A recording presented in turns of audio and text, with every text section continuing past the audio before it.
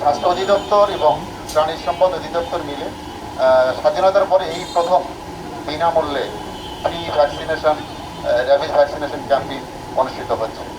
তো আমরা আশাবাদ যে আজকে যে সমস্ত প্রিয় পোষা প্রাণী ভাইয়েরা তাদের নিজ নিজ প্রিয় প্রাণীকে আমাদের কাছে নিয়ে আসছেন, আপনারা নিয়মিত 1 বছর পর পর আপনারা ভ্যাকসিন প্রদান করবেন এবং পাশাপাশি যে কোনো পরামর্শের জন্য আমাদের সহযোগিতা নিতে পারেন।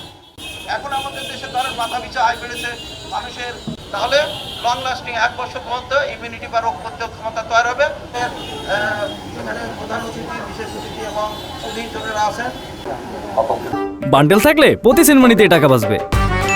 বিকাশ সেনমানি বান্ডিল কিনে জিতুন প্রতি লেনদেনে। আমরা মোটামুটি নাভির গোড়ায় পরে 21টা ইনজেকশন।